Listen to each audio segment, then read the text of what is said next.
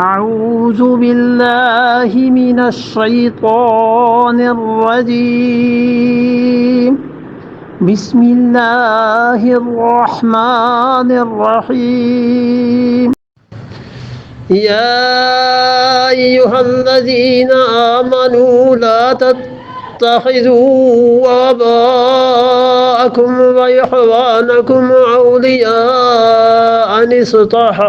استحبوا الكفر على الإيمان ومن يتولهم منكم فأولئك هم الظالمون یا ایھا الذین آمنوا، کیوں نہ لڑیں؟ پہلی بات آ گئی تھی، پھر دوسری بات آ گئی کہ اللہ اس لیے ان سے لڑنے میں جھجک ہے کہ یہ تیرے گھر کو آباد کیے ہوئے ہیں، مشرکین مکہ والے تیری عبادت کرتے ہیں۔ اللہ نے کہا یہ عبادت کرتے ہیں، مسجدیں تو وہ آباد کرتے ہیں جو ایمان والے ہیں، یہ کب سے مسجدیں آباد کرنے والے؟ اب تیسری بات آ گئی کہ لڑائی میں خدا بندہ ہمارے ماں باپ بہن بھائی کوئی بھی سامنے آ سکتا ہے، یہ چیزیں اللہ نے اس تیسری رکاوٹ کا جواب دیا ہے اور فرماتے ہیں 23 نمبر آیت میں یا ایھا الذین آمنوا، اے ایمان والو۔ یہ 18 سے لے کر 22 نمبر آیت تک اب تک جو بات ہوئی ہے اس پہ ایک حاشیہ ہے جو لکھا ہے شاہ عبد القادر صاحب رحمۃ اللہ علیہ نے، اور اس کو بھی آپ سن لیجئے۔ حضرت فرماتے ہیں اوپر سے یہاں تک 5 آیتیں نازل ہوئیں، 18 سے لے کے 22 تک۔ اس پر کہ کچھ گفتگو ہوئی حضرت علی رضی اللہ عنہ اور حضرت عباس رضی اللہ عنہ میں۔ حضرت علی رضی اللہ عنہ بھتیجے ہوئے نا، حضرت عباس رضی اللہ عنہ تو چچا ہوئے، تو چچا بھتیجے میں کچھ بات ہوئی۔ کیا ہوئی؟ وہ یہی بات جو پہلے بتائی تھی کہ کس کے اعمال زیادہ خدا کے قرب کی چیزیں ہیں۔ حضرت عباس رضی اللہ عنہ نے آخر کو ہجرت کی ہے، کہا حضرت علی رضی اللہ عنہ نے کہ اگر تم اول ہجرت کرتے تو جہاد میں حاضر ہوتے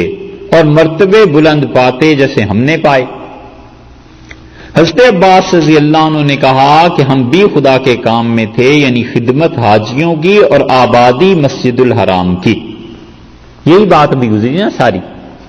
سو اللہ تعالی نے فرمایا یہ کام ان کے برابر نہیں، یعنی حاجیوں کی خدمت، پانی پلانا، مسجد حرام کی توسیع، یہ چیزیں ان کے برابر نہیں جو حضرت علی رضی اللہ عنہ نے کیا۔ اور مشرکوں کی خدمت قبول نہیں، کوئی مسلمان خدمت کرے تو قبول ہے۔ فائدہ ان آیتوں سے سمجھ کر حضرت نے مکے سے کافروں کو نکال دیا اور ہمیشہ کو حکم ہوا کہ مکے میں کافر نہ جائیں،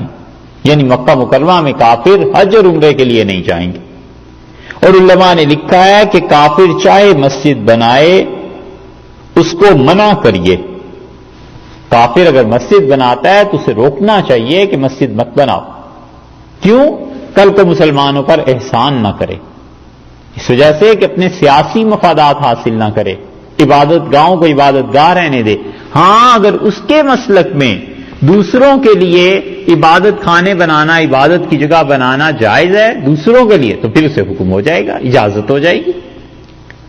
اور اس سے یہ نکلتا ہے، یہ ہے بات جو بتانی، اسے سمجھنا چاہیے۔ اس سے یہ نکلتا ہے کہ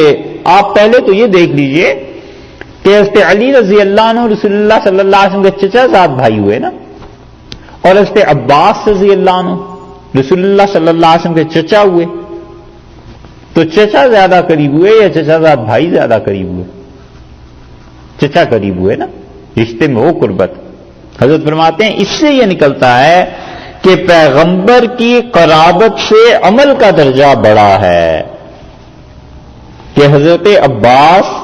رضی اللہ عنہ قرابت میں قریب تھے اور حضرت علی رضی اللہ عنہ عمل میں زیادہ تھے۔ سمجھ آئی؟ دیکھا کہ قرابت رسول اللہ صلی اللہ علیہ وسلم کی رشتہ داری اس سے زیادہ درجہ عمل کا ہے۔ کہ وہ تو حضرت صلی اللہ علیہ وسلم کی قرابت میں اولاد میں سید ہو اور عمل نام کا نہ کرے، اسلام کی کوئی خدمت نہ کرے، اور دوسرے امتی ہیں وہ اللہ کے دین کے لیے کیا کام کرتے ہیں، تو اس غرے میں مارے نہیں جانا چاہیے کہ ہم تو رسول اللہ صلی اللہ علیہ وسلم کے اولاد ہیں، لہذا ہمارا تو کچھ بھی نہیں، ہم تو ٹھیک ہے جو بھی کر لیں، باقی عمل تو امت کرے۔ حضرت نے کہا دیکھ لو رسول اللہ صلی اللہ علیہ وسلم کی قرابت زیادہ تھی حضرت عباس رضی اللہ عنہ سے رشتہ داری، اس کے باوجود عمل حضرت علی رضی اللہ عنہ کو مقبول ہوا۔ اور اس میں تنبیہ ہے ان سیدزادوں کو جو امتیوں کو حقیر جانتے ہیں کہ ہمارا تو نسب بس ہمارے لیے کافی ہے، ایسی بات نہیں، وہ اس کو اللہ نے ایک ایڈیشنل چیز دی ہے، اسے ایک کریڈٹ خدا نے بنیادی طور پر دے دیا ہے، اب عمل کرے اچھا تاکہ اس کریڈٹ میں برکت پڑے، زیادہ اچھا ہے، بجائے اس کے کہ عمل امتیوں سے بھی گیا گزرا ہو جائے، تو یہ تو غلط بات ہوگی۔ اب اس کے بعد یہاں پر کہ جہاد اللہ کے راستے میں کیوں نہیں کرتے؟ اس لیے کہ تمہارے باپ، بیٹے، بھتیجے، بھانجے سامنے، اللہ نے فرمایا یا ایھا الذین آمنو، اے ایمان والو، لا تتخذوا آباءکم، مت بنانا اپنے آبا کو، اپنے باپوں کو، وَإِخْوَانَكُمْ، اور اپنے بھائیوں کو، اولیاء، اپنے گہرے دوست، اِنِ اسْتَحَبُّوا الْكُفْرَ، اگر وہ عزیز رکھیں کفر کو علی الایمان، ایمان پر، اگر وہ کفر کو ترجیح دیتے ہیں ایمان پر، تو اپنا گہرا دوست انہیں نہ بناؤ۔ دو رشتوں کا ذکر کیا ہے کہ اپنے باپ کو اور اپنے بھائی کو، اگر وہ کافروں کو کفر کو ترجیح دیتا ہے تو اسے اپنا دوست مت بنانا، اس لیے کہ اگر وہ کفر کو ترجیح دیتا ہے تو اس کفر کو تمہارے لیے بھی تو پسند کرے گا، وہ تو چاہے گا کہ پھر اولاد بھی کافر ہو، اور بھائی چاہے گا کہ بھائی بھی کافر ہو، اور اس کے مقابلے میں ایمان والے ہیں جو بھائی بھی نہیں ہے، باپ بھی نہیں ہے، دور پار سے بھی کوئی رشتہ داری نہیں ملتی، 20 پشتوں تک کوئی رشتہ داری نہیں ملتی، لیکن وہ تمہیں اللہ کے دین کی طرف دعوت دیتا ہے اور کفر کے لیے نہیں بلاتا، اچھے کاموں کی دعوت دیتا ہے، برائی کے لیے نہیں بلاتا، تو اس انسان سے تمہارا تعلق زیادہ ہونا چاہیے، کیونکہ اعمال یہ زیادہ قربت کی بات ہے بنسبت رشتوں کے۔ اسی لیے حضرت ابوبکر رضی اللہ عنہ، ان کے ہاں معاملہ ایسا تھا کہ رسول اللہ صلی اللہ علیہ وسلم میں گویا کہ فنا تھے وہ، اور جب ان کے والد نے ایمان قبول کیا ہے حضرت ابو قحافہ رضی اللہ عنہ نے، تو بڑی طویل عمر تھی ان کی، حتیٰ کہ حضرت ابوبکر رضی اللہ عنہ کا انتقال ان کی زندگی میں ہی ہو گیا، اور وہ قحافہ رضی اللہ عنہ زندہ تھے، مکہ مکرمہ میں تھے، حضرت ابوبکر رضی اللہ عنہ کا انتقال مدینہ منورہ میں ہوا تھا، انہیں خبر پہنچی وہاں مکہ مکرمہ میں، تو انہوں نے لوگوں کو جمع کر کے قبیلے والوں کو خطبہ دیا، اور سب سے پہلے انہوں نے پوچھا کہ خلافت کا کیا ہوا، کس کو ملی؟ لوگوں نے بتایا کہ آپ کے بیٹے نے حضرت عمر رضی اللہ عنہ کو منتخب کیا تھا، انہوں نے کہا بس الحمدللہ اب اسلام محفوظ رہے گا۔ تو جب وہ آئے ایمان کے لیے، حضرت ابوبکر رضی اللہ عنہ لے کے آئے، تو رسول اللہ صلی اللہ علیہ وسلم ابوبکر یہ بہت بوڑھے ہو گئے، انہیں لانے کی کیا ضرورت تھی، تم مجھے بتاتے تو میں گھر جاتا ہوں۔ کہا نہیں اللہ کے رسول، انہیں آنا چاہیے تھا۔ اور جب انہوں نے ایمان قبول کیا تو حضرت ابوبکر رضی اللہ عنہ اس پہ رو پڑے، تو رسول اللہ صلی اللہ علیہ وسلم آیا کیوں روتے ہو؟ کہ اللہ کے رسول اگر ابو طالب ایمان قبول کرتے تو مجھے اس سے زیادہ خوشی ہوتی جتنا آج ان کے ایمان کے قبول کرنے سے خوشی ہوئی ہے۔ وجہ اس فکرے کی یہ تھی کہ ابو طالب اگر اسلام کو قبول کرتے ابو قحافہ رضی اللہ عنہ کی بجائے، تو حضرت ابوبکر رضی اللہ عنہ کو اس لیے خوشی ہوتی کہ ان کے ایمان سے رسول اللہ صلی اللہ علیہ وسلم زیادہ خوش ہوتے۔ یہ ہے محبت اور تعلق۔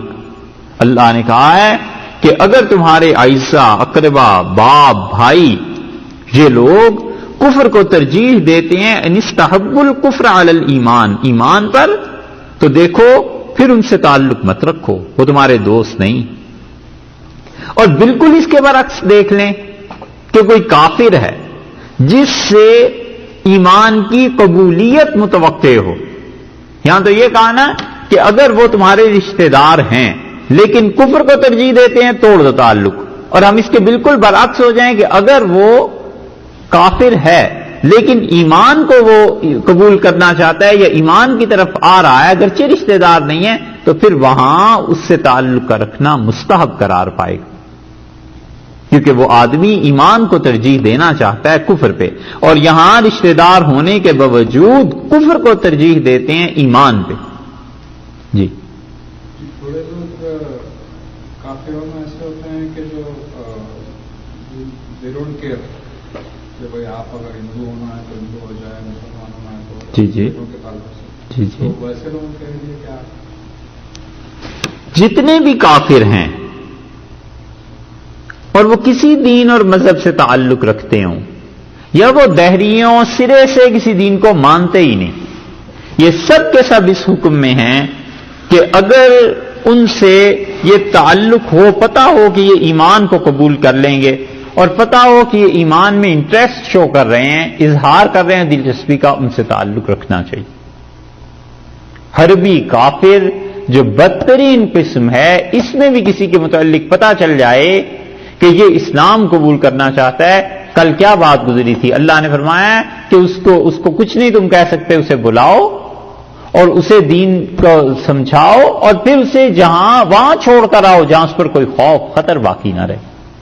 تو جتنے بھی کافر ہیں سب سے اس توقع پر تعلق رکھنا کہ کسی وقت دین کی دعوت سے دے سکوں گا، کسی وقت اسلام ان کے سامنے ہم رکھ سکیں گے، یہ اس مصلحت سے جائز ہے. وَمَن يَتَوَلَّهُمْ،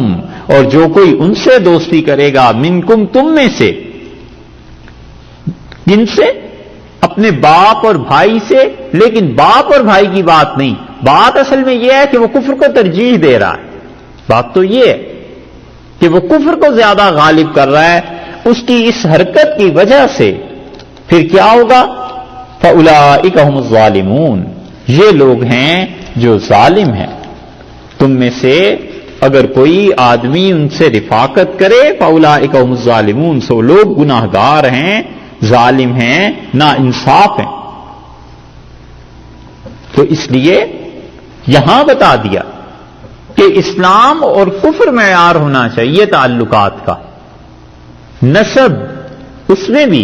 ایک تو ہے طبعی محبت، وہ تو ختم نہیں ہوتی، طبعی طور پہ بھائی اچھا لگتا ہے یہ چیزیں، لیکن جب دین کا معاملہ آئے تو پھر سارے رشتے ایک طرف دیکھنا یہ ہے کہ دین کو کس نے ترجیح